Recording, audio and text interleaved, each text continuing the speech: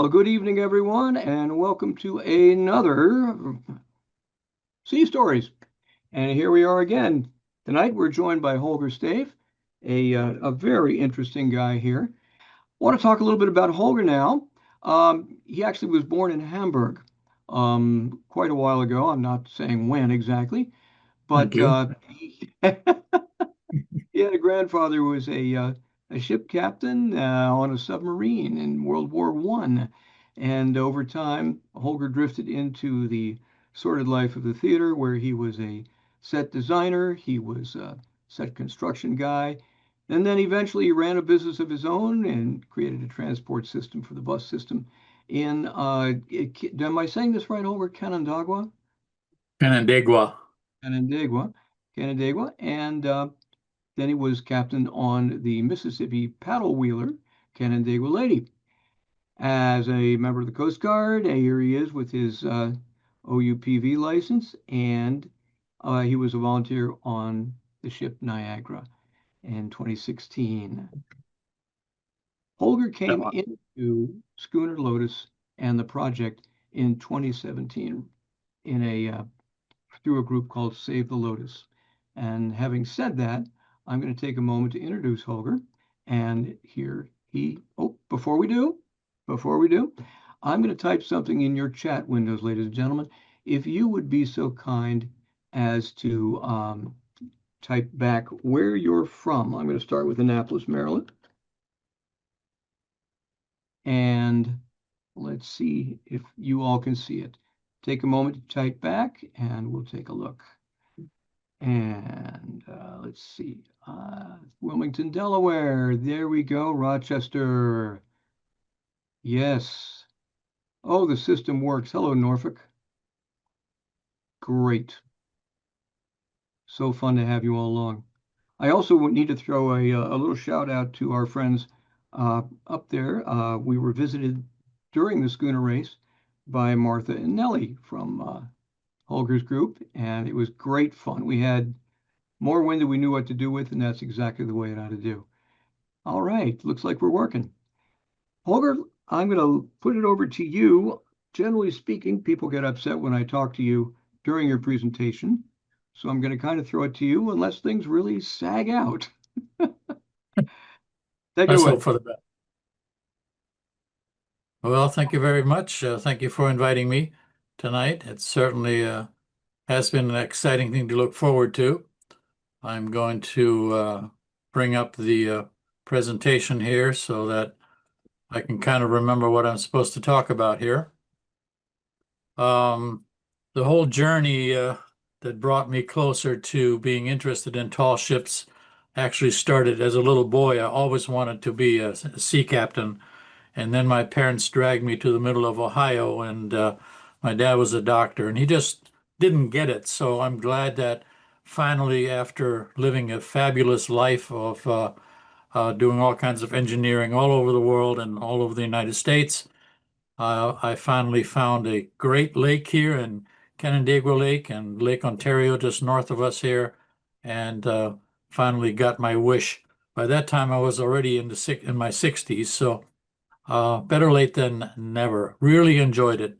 And then when this opportunity came along where this fabulous schooner got in trouble because sadly their longtime skipper passed away, all of a sudden they found themselves in dire straits. And so after a little bit of a while, we founded the Friends of the Schooner Lotus, with a group that from all over Rochester and Sodas Point. Most all of them are sailors and very invested in our community, and decided to do what we can to try to save the schooner. Now, it's very rare, especially in New York State, that they write grants of preservation type for any kind of boats. But I wrote a grant for this guy, and we actually looked forward to receiving that grant, and we got that grant. So what is the schooner? Well, the schooner was laid down in 1918 in Rocky River, New York, Ohio, and was built as a private yacht. She used to be all white, like most schooners are, and went through many owners over the years. And then finally, in 1972, the owners decided that they were done with it and donated it to the Boy Scouts. The At the time, Otishana Council of upstate New York took it over, but the caveat was that it was to be sailed by the Sea Scouts, Sea Cadets at that time, and so the Sea Scouts took it over. She is about 48 foot 8 inches overall long, 34 foot in the water. She's 12 foot 11. Actually, she's shrunk a little bit. She's only 12 foot 3 now. Draws somewhere around 4.5 to 4 foot 9 inches. Depends on how much ballast she's got in it, of course. And is really all wooden. She had been well taken care of. They sailed her until 93 when they realized that things weren't going so well anymore. A few little holes here and there. And through the organization in Webster, they were able to get a grant backed up and put her into a repair and a remodeling back in 1994, 394. So that lasted until 2017 when we were putting it up on the hard and realized there was a big hole in the horn timber. And that, of course, is not a good thing to be sailing a boat with. But that was only the beginning of it. And when we started doing surveys for it and going through the boat, they did find out that there were many other things that should have been taken care of and needed to be repaired. So she actually sat on the hard for quite a while until we finally figured out how to get the boat from the Boy Scouts, because the Boy Scouts at the time had no money left. You know, all the other things were going on with the Boy Scouts at that time. And so they finally sold us the Lotus for $1. And we immediately took her off the shoreline and stuck her into dry storage so that we could figure out what to do. I sat down immediately and wrote a grant for it based on the estimates that we'd received in this process of doing the surveys. And Cayuga Wooden Boat Works had come by and given us an estimate, and that was the most thorough estimate, and that's the one I finally used to write the grant up against. And as you know, with states, yes, they tell you that you got the grant, and that was one party. That was a good party. But then it took another exactly 12 months for us to get all the other paperwork together for them to try to figure out, because these grants that they write are for buildings and parks and things of that sort, and not boats. So we had many negotiations going on, you know, on how to get over the fact that no, boats don't have deeds, you know, we don't have plots, there are no surveys for these things. So all that paperwork, like I said, it took almost exactly a year until they finally released the grant for us. And then we immediately gave it to Cayuga Wooden Boat Works, and they immediately started to get into the boat, because as some of you know, the only way you really find out what's wrong with a wooden boat is to start taking it apart, because these things all do hide back there in all of those connections. Here's proof that the Lotus was put into the Historic Preservation Register in 1990, and that was the basis for which we were able to go into the preservation grant that we did receive from New York State Parks and Recreation, an EPF grant from them. So that picture is not photoshopped. the Lotus actually did go to New York City a couple of times for tall ships festivals, sailed all the way down there. Fantastic trips. The stories and the logbooks are all available. We have everything in the Lighthouse Museum at Sodas Point. So that's one of my really favorite pictures there of the Lotus underway in that famous city. The picture on the left there is an older one of what the Lotus looked like before it actually went into the shop in 1990s. So she can look really, really nifty and shiny and all that good stuff. The one on the right is a more recent picture with scouts on it coming into one of our ports up here in upstate New York. This picture of the Lotus was what Sodas Point and Sodas Bay got used to living with for all those decades while she was out there on her mooring. They did regularly take her out of the water every year. Caitlin Marine, a fabulous outfit there on the north end of Sodas Bay, did this as a favor to the Boy Scouts and took her out every year. And then, of course, put her back in. And then always the exciting time with all of the sump pumps going. They said normally she would swell back up in about 4 to 5 weeks of continuous sump pumps running. So that's the old way that the old boats just worked. A lot of hard work. Yeah, well, here's the reality to look at it. That hole down there that I'm pointing at was the original hole we found. The other one, part of the transom missing, that was already done by some of the surveyors trying to get into the boat and the innards and try to see what it looks like. So that was just done on purpose there. We also found out that she got to be a little difficult to steer, people said that were running her later. And we found out that the rudder itself, can you actually see my cursor? Yeah, oh, okay. Sometimes you can, sometimes you can't. That the connections here, there are no bearings there. There aren't even any washers in there. It's just iron on iron sitting there in the water. And that really isn't good. And the whole thing is sagged about an inch. So something else to look forward to. And that will be, of course, part of the reparation as well. Here, just a couple of pictures before we got her off of the hard. The north shore of Sodas Bay is very, very windy, especially when south winds.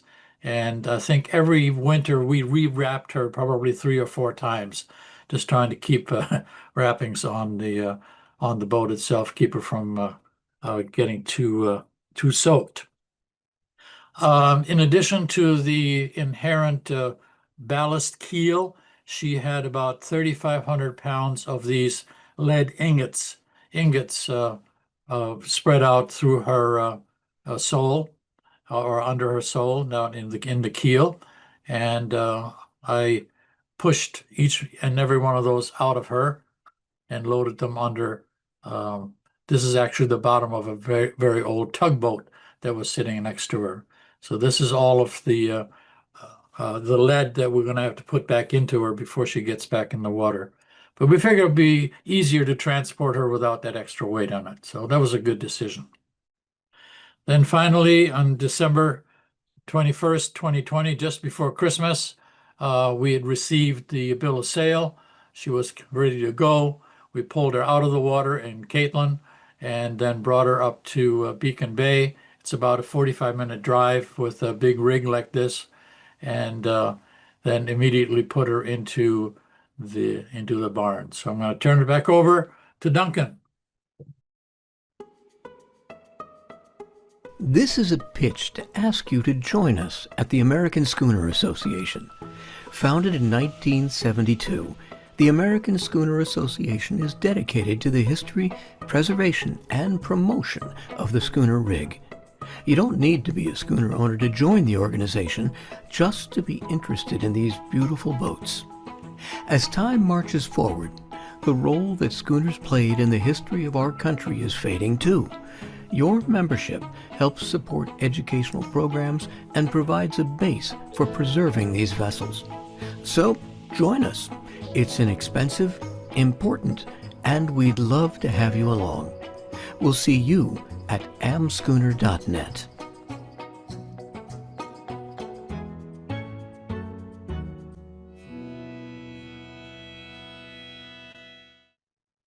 A great bunch of folks joined them a couple of years ago in one of their annual meetings, and had a great time with everybody there. Thank you. And it's the first time I met Duncan as well. So here she is finally undercover. Allowed her to dry out a little bit so we can see what's really going on with her. And she stayed in there for about a year while we were waiting, or 2 years while we were waiting for the grant to materialize and become real. And then on March of 23, after we received it and the weather finally thawed out enough and they opened the doors, we got her out of the shed and put her out there. And you can see now more clearly that, you know, some of the paint's starting to peel here and there as she's drying out. The planks are starting to come apart a little bit more. And while she was in the shed, they started taking off some of the guard-boards just to see how bad these connections are down here, see if we had any problems. One of the big fears was that the big, enormous ballast keel down here, of course, required enormous bolts to hold it to the keel and the boat itself. And we were hoping that those bolts would be serviceable and we wouldn't have to go through cutting through them all. So I'll share that good news and the results of that shortly as well.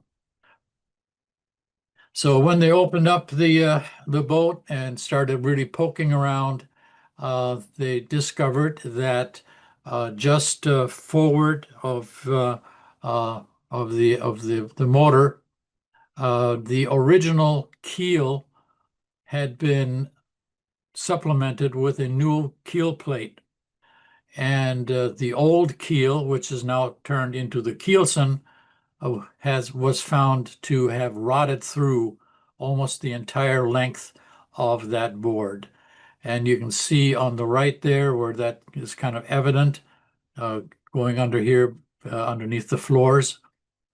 And so Ken cut a piece of the keelson out, as you can see here. And this is that piece he cut out. And this is the original 14-inch width.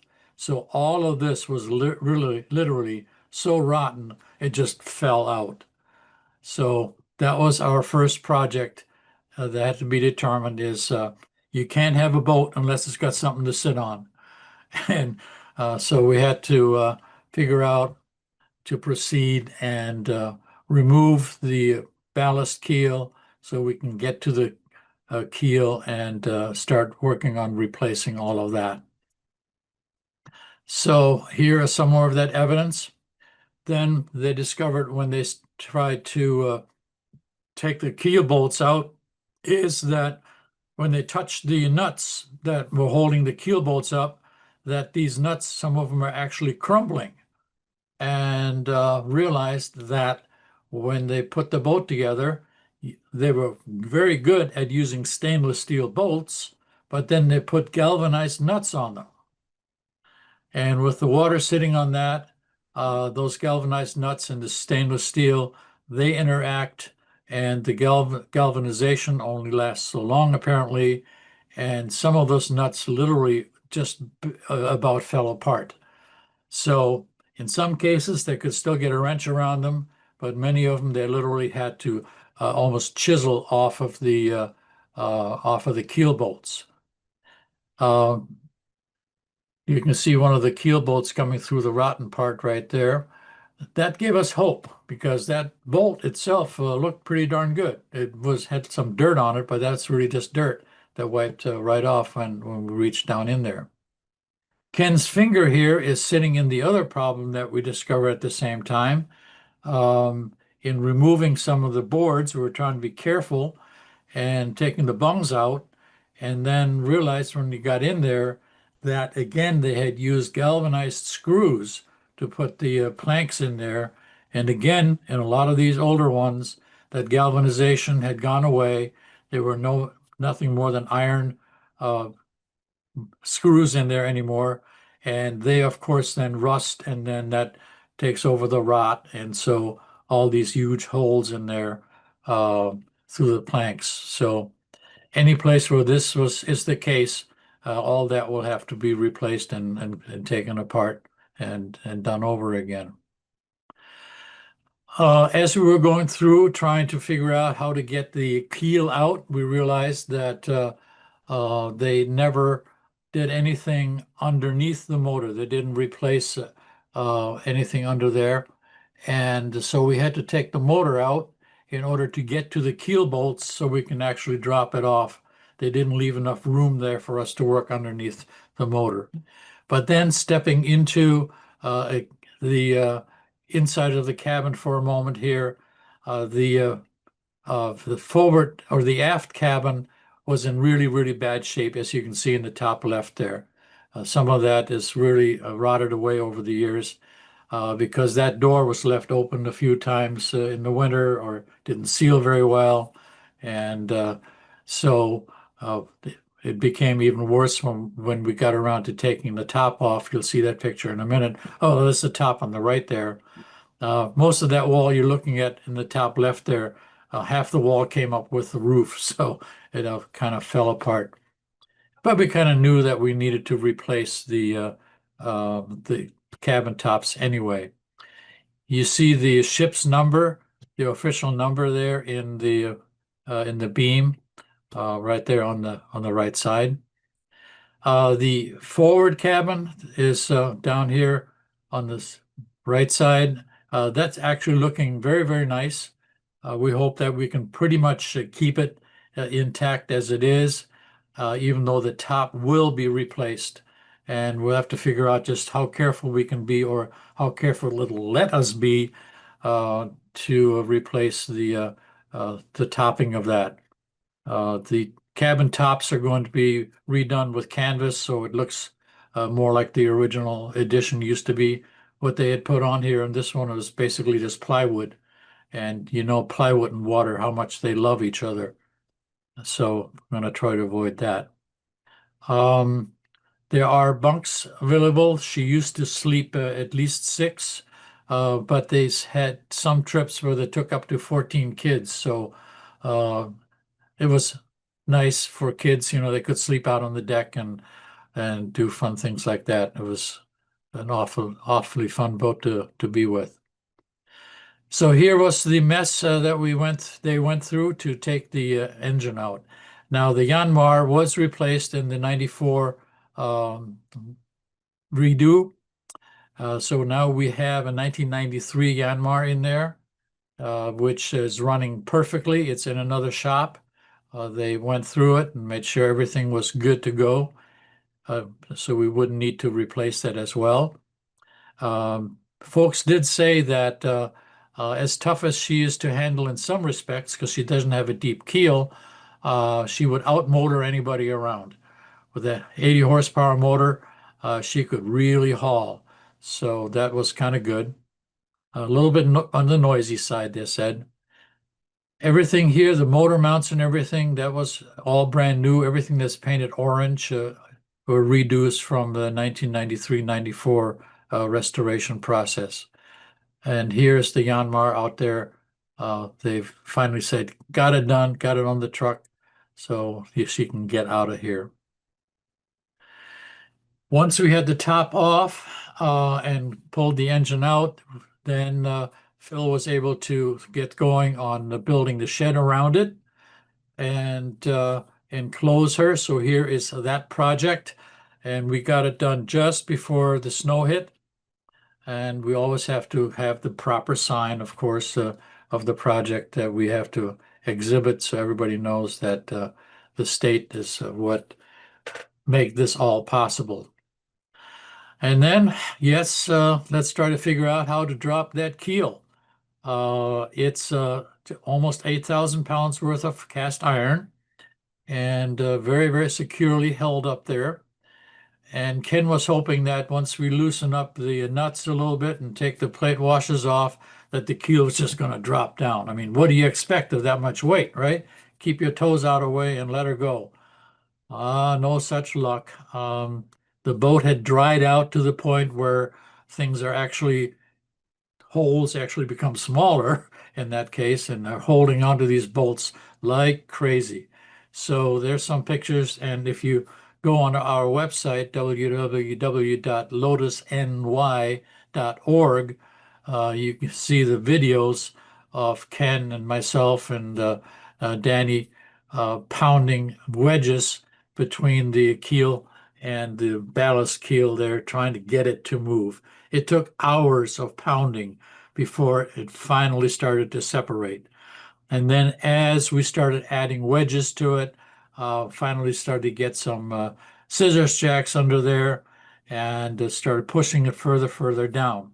However, in anticipation of that major drop that we never got, they had installed two house jacks, enormous house jacks, the old style, still made with cast iron bases and all that, to try to hold that keel up if they needed to.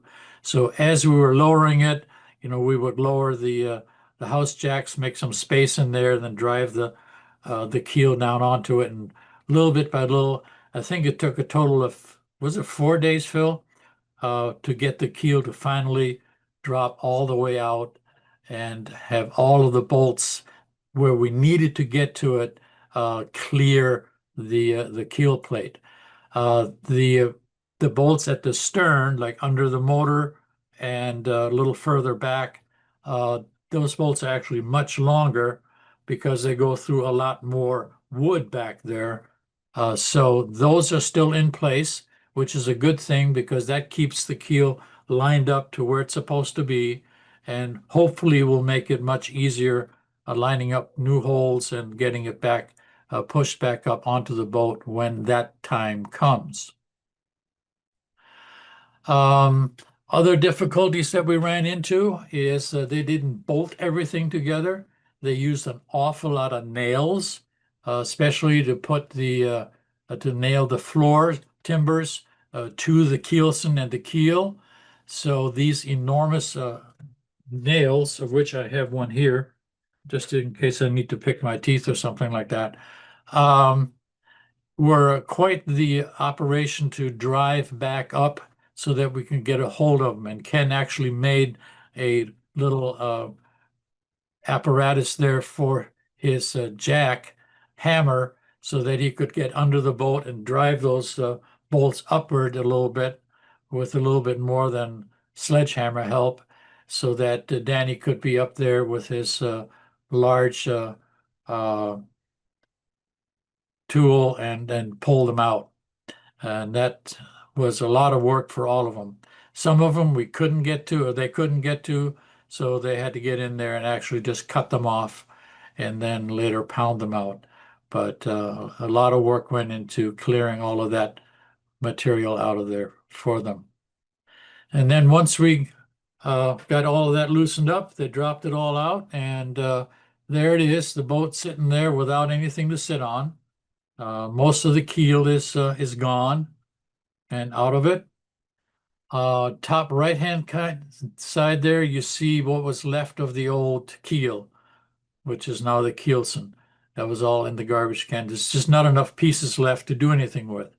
We were hoping and thinking that we could take some of that old wood and cut it into pieces and sell it, as doodads for the Lotus, but it was just rot, and I don't care what you charge for rot. I don't think anybody's going to buy it. So that went down the drain. We do have some of the older, larger pieces around, so that if there's an interest in getting pieces made, that we have that capability. Bottom right is the keel that was added in the 93-94 restoration. So that was actually put underneath the old keel, and would be actually sitting on top of the ballast keel when you look at the entire assembly there. The one in the middle here, those two oak strips that are sitting there are just strips that Ken put in there so that after they've removed a couple of the older floor timbers that needed to be replaced, they wanted to be able to line them up properly when they come back in. So that's just a tool or a template for intermediate restoration. And then when we started, or when they started looking a little closer of what's going on with the stem, about the same time, somebody discovered a movie of the 93-94 restoration. And that movie, did I already post that or not? I may not have posted it on our website yet. That showed clearly that they only replaced the top half, the very forward part of the stem, and not the bottom part of the stem. So as Ken was feeling around, as you do when you're doing a survey and using a screwdriver to poke into it, his screwdriver almost disappeared into the lower part of the stem there. And that's his hand, not behind it, but in it. So definitely, hello, hey, guess that part has to come off as well. On the right, you see where it has been removed. And on the left, there it is upside down, laying on the table out there outside for us to figure out how to get wood and measure for wood big enough to redo that piece right there. After a German submarine sinks the merchant barkentine Angelus, her 10 crew are left to face the cold and merciless North Atlantic in a small, open lifeboat without food or water. Over the next 10 horrifying days, 24-year-old Walter Boudreau witnesses the death of all but one of his shipmates. Miraculously, Boudreau survives. Just as incredible, this agonizing introduction to life before the mast does nothing to cool his passion for sailing. Over the next 4 decades, Captain Boudreau's love affair with the sea aboard his various classic schooners takes him through nautical adventures both thrilling and extraordinary.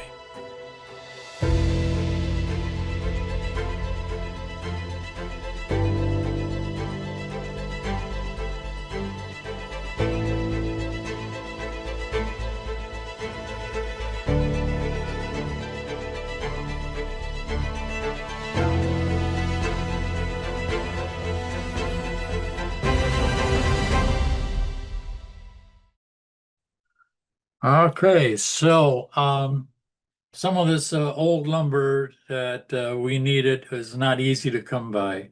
And luckily, Phil has a great connection out in Connecticut where he went out early on in the spring to look around to see if there's anything around, explain to the owners what they're looking for, what they need. And it took a while to actually find the right pieces off the right trees and harvest that, and made it ready for us through the summer. And they went out there and retrieved it just a couple of weeks ago. So this large piece here, we bought most of it in order to make that big central piece of the lower part of the stern. The new keelson will be coming out of one of these pieces right here. That's not all that dramatic. They just need to be square. But the big formed ones for the keel are going to be a little bit more challenging. We have been offered a great service from New Energy Works, which is a big timber framing company here in Farmington, New York, that they are willing to cut the large pieces for us with their enormous CNC type lumber shaping machines out there. So I was just out there this afternoon looking at this part of the project, and it's rather challenging because you're curving, you're shaping, and you're changing thicknesses as you're going along. It's really interesting. But I think there's technology now, especially with those big CNC machines, where they can be very helpful in helping us shape that a lot faster than what you would be doing with various saws and grinders and all that kind of stuff. So the pieces are there. In the meantime, also during the summer, uh, Phil and Ken started reshaping and building new floor timbers and installing them in the boat so that it'll be ready for when the new pieces do arrive and are ready to be pulled back up into the schooner. We also have many other places on the schooner that need repair. We had hoped that the deck really was as good as it looked from the top, but once they looked at the underside, they realized that no, something has happened forward.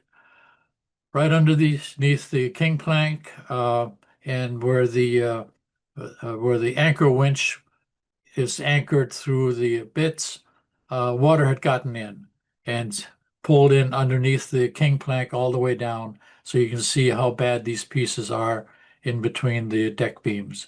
So they pulled out the king plank and have removed those rotten compression pieces there.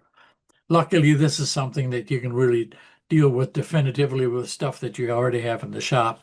And we definitely have enough materials left to do that with.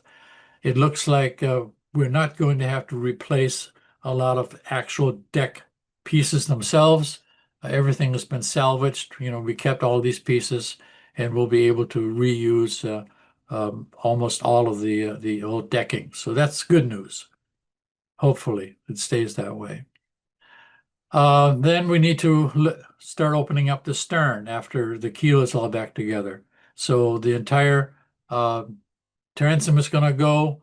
A lot of this lumber down here is going to disappear so that the horn timber can be replaced. A lot of the transom has to be replaced because, as you can see here, there's a lot of damage that occurred over the years. And also then we need to address the entire rudder area here. The rudder needs to be actually lifted up a little bit, have some kind of a bearing surface installed in those joints so that the rudder will actually move more easily. We have a very fascinating steering gear in here, one of the old ones. There's a picture of it on the website that is well preserved and that we'll be able to use again. The planks themselves on the outside of the boat are actually in fairly good shape. Right now, we're thinking that we may need to replace about 25% of the planking. And that's really, not an enormous amount of work right there to do. Hopefully we can find the good wood to do it with. That right now is the bigger challenge because some of these old longleaf pines and so forth are getting a little tougher to find. So what's in the future of the lady? The grant actually demands of us that we provide a future for the boat for at least the next 20 years, or have a plan in place to provide for that. And the plan is to have her in Sodas Point, and here's a picture of Sodas Point. The village of Sodas Point is actually in the process of building putting in plans for a new public dock, which includes a docking space for the Lotus so that the public has ready access to the boat. Our business plan has her at that public dock from April through or into October, all depends on weather around here, so that all except for Mondays will take the dark day for reparations and so forth. Any day in between, we'll have deck tours available, and then a regular schedule of bay tours, and then also regular schedules of longer tours to some of the neighboring harbors like Pulteneyville and Oswego and so forth.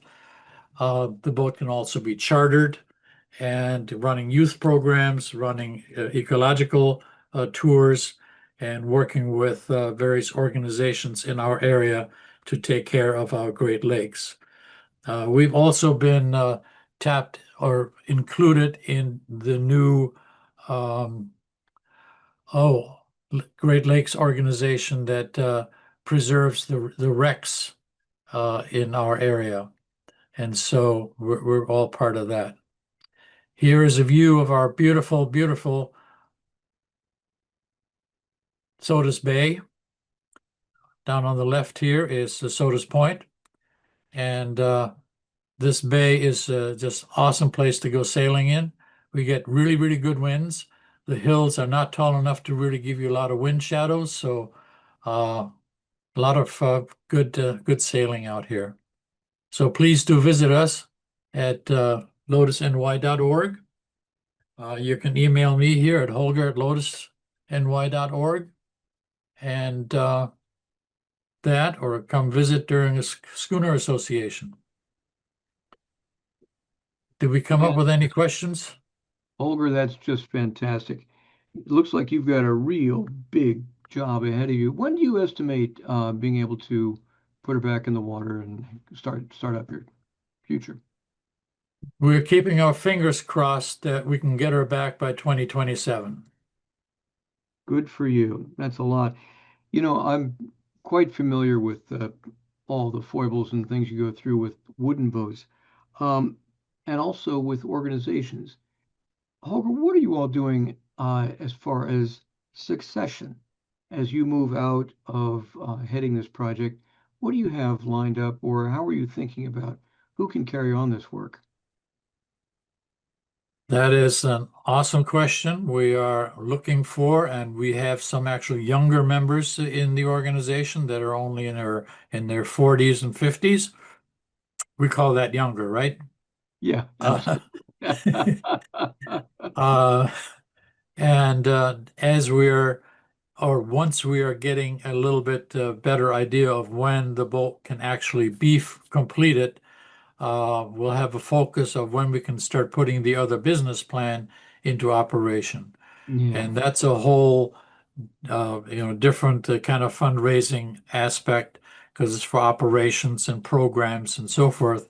And that's a whole different pot of money that we can then start tapping into and funding salaries and those kind of things.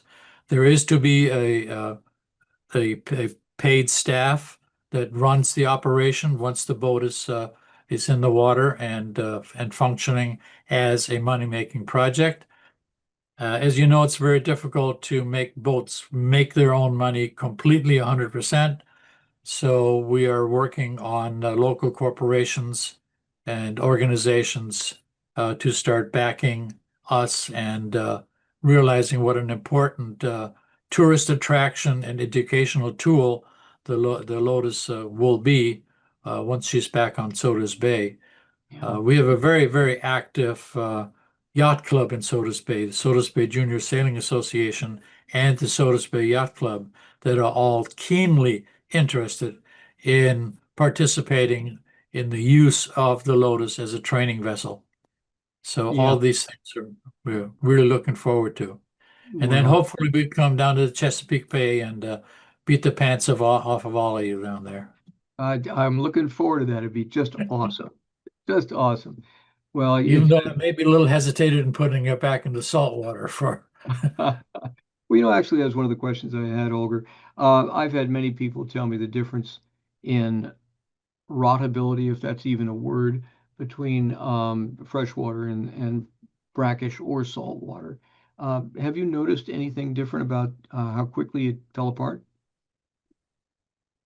Um, I hear that theoretically the freshwater may be better for it in some respects, but again, we also have a lot of iron hanging out there, so the salt water is worse on that. And um, I don't know how Okay. good it is to keep switching her back and forth. Yeah, who knows? Who knows? Let's take a Okay. moment now, if we could. Let's run Yep. down your chat side. Have you got that up in front of you here? And You want me to, you there want are a me to couple stop things. sharing this? I'll just, yeah, let's keep it up. It's more fun than Okay. just watching you and me talk. Um, here's over in the Q&A. We have quite a few questions about how close was Lotus to the point where building a replica would be the only choice. Can you see those Q&A? It was considered. The issue was, sadly, we're in a part of the country where there is almost no interest in schooners, and also not an enormously wealthy sailing community. And so, since there are virtually no grants available for building um, replicas, it was simply not a choice. And the Hmm. condition of the boat itself really was not deemed for it to be irreparable. I Yeah, mean, this whole project, I didn't say that here. The whole project we estimated to be around $365,000. That's what our budget is right now.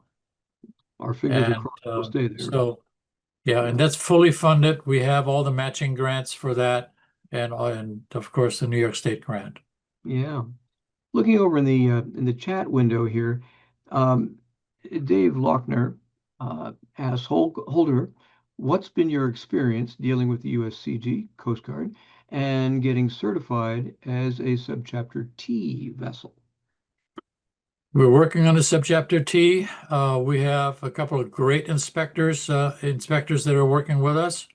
I'm actually in the process right now of doing some of the drawings that they asked for, which are, fairly standard stuff. And they are very positive in that there should really not be any obstacles to classifying her as a Class T. They're very, very, very proactive. Well, you're really lucky, I'll tell you that, to have them along for the ride while you're building. There's Yeah. nothing worse than having them walk in after you've done it and they go, oh, you can't do this. We've got a really nice little comment here from Jamie Hayslip. She says, this is great to see.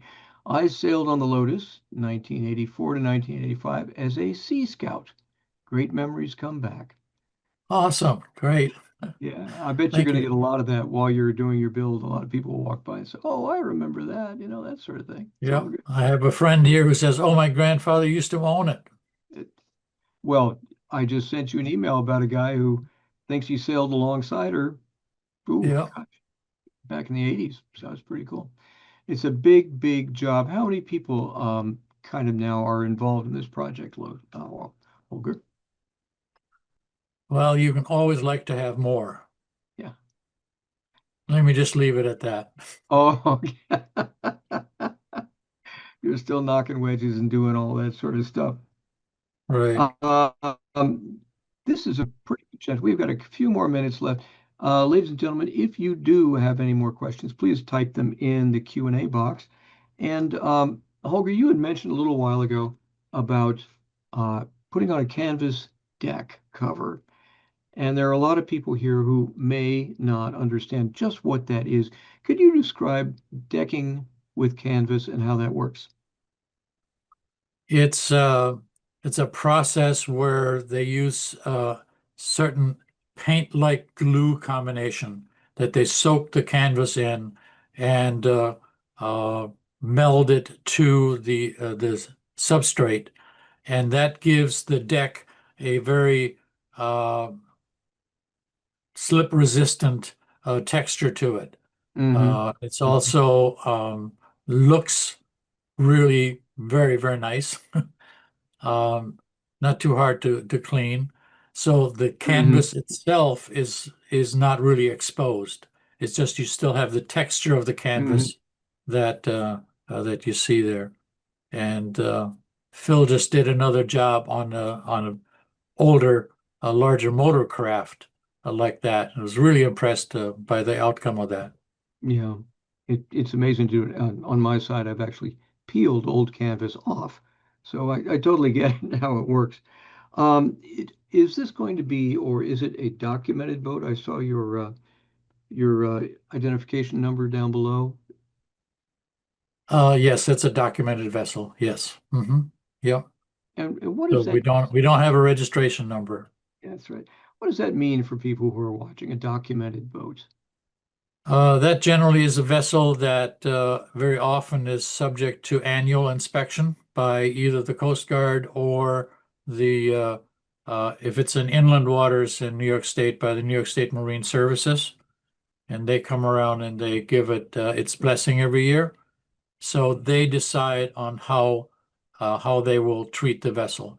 Now, Hmm. it was in the hands of the Boy Scouts. In that case, the Coast Guard had said, well, as long as only the Scouts are using it, you're on your own. We'll come around once in a while and make sure you still float. Once we put it into Class T, however, it's going to go under annual inspection, no doubt. And then we have to prove that we know how to do man overboards and all that good stuff Yeah, as well. Yep. and I totally get that. One of the interesting provisions of being a documented boat is that you can be called into federal service in times of war. So keep your Oh, eyes thanks a lot. Maybe I'll retire before then. keep your eyes open. All right, let's see. Ladies and gentlemen, we are doing just fine here. If anyone has any more questions, put them in. And we've got some people here who are doing some work in Cambridge on a 1934 William Hand motor sailor ketch. It's Cool. my friend Steve Utoff, and they are going through a very similar process right now. So, having worked with Steve in the past, I totally get that. I know that. All right. Good luck to you guys. Absolutely. Maybe we can Ladies meet and up gentlemen, halfway soon. that would be wonderful. We are coming to the end of our time. A couple things to put a button on all of this. Holger, if you're going to do a quick sort of thumbnail sketch wrap up of what we've been talking about tonight, um, what would you say? This classic schooner is a little bit of a hiccup. It needs a little bit of help. It's definitely in a salvageable, restorable state. It will make a very lovely example of a very famous line of schooners by William Hand, and it still has at least another 25, if not 50 years of great service ahead of it up here in the upper Great Lakes in Lake Ontario and so forth. So please come and visit, keep us in mind, and shoot us a line or even send us some money if you'd like to. We really do appreciate that as well. Thank you for All watching. right. Thank you, Holger. And again, that's Lotus, NY, lotusnewyork.org. And before we let you go, downrigging is coming up here in Chestertown, Maryland. And I'll be giving a lecture on the Great Chesapeake Bay Schooner Race. So if you were in Chestertown at the end of October 30/31 and November 1st, please stop by. It's a huge bluegrass festival as well as a collection of classic boats as they're heading south, and we would love to see you. Holger, this has been a great time, and I really appreciate you being with us. And for those of you who have joined us, thank you so very much. All right, Thank man. you, Duncan. You betcha. And we will look forward to seeing you all soon on the water.